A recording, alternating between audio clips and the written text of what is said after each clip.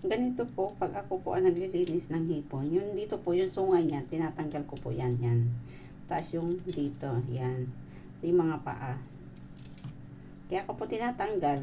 Kasi nga, kung naluluto na siya, nahihiwalay sa katawan ng hipon, inahalo sa ulam. Tapos ito po, ginugupit ko po ng ganito. Yan. Para pag kumain, madali lang po siya. Madali na lang po siyang balatan. Yan.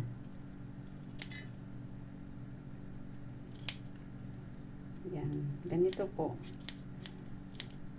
Ganito lang po ang gawin natin sa ating mga hipon. Yan. Tapos ito, yan.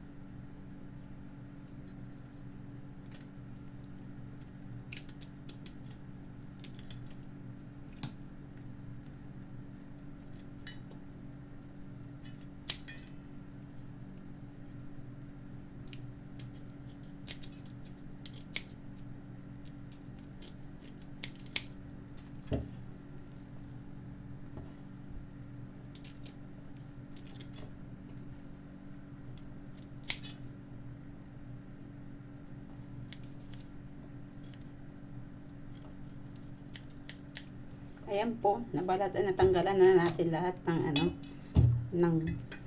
nalinis na natin lahat. Ngayon naman po, ang isusunod natin kung paano natin tatanggalin yung bituka.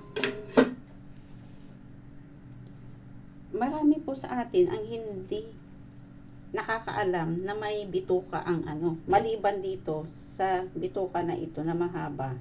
Meron pa po yung kung saan nakalagay yung kinain. Marami pong hindi nakakaalam kung saan banda. Alam nyo ba na nandito sa ulo nito? Dito po. Yan po. Yan. Yan po yung kinain. Diyan, nandyan yung kinain niya. Oh. Yan. Andito sa ulo niya. Dito po. Ito, ganito po. Tatanggalin lang natin lahat ng bitukan niya. Yan. Tapos dito sa may ulo. Yan.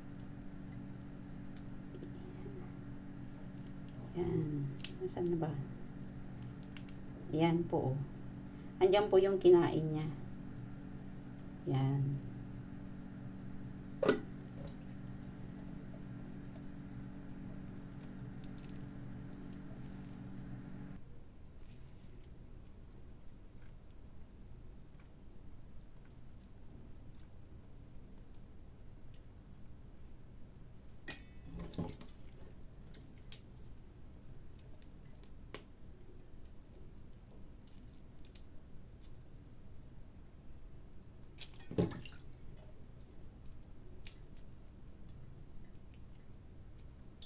Toothpick po yung ginamit kong panundot. Sinusundot ko lang po dito sa may ulo niya.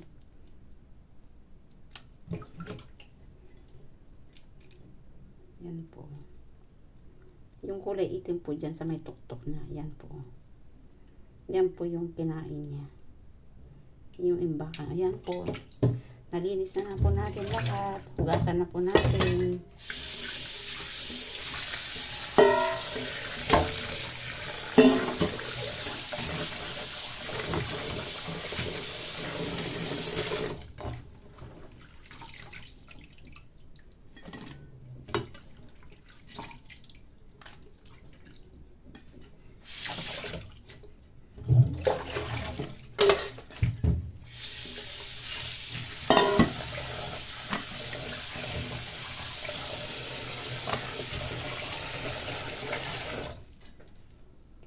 Okay po, salamat po sa panonood. Sa ulitin po.